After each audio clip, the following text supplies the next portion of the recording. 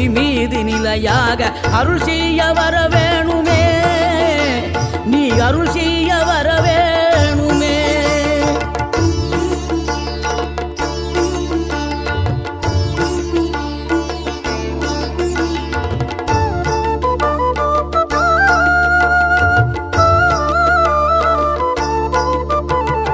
இகழ்தலையும் புகழ்தலையும் ஒரு முகமாய் கருதும்படி செவி உரைத்த முத்து குமரன், நீ வறுமையையும் வளமையையும் சமநிலையை உணரும்படி மதி கொடுத்த செல்வ குமரன்.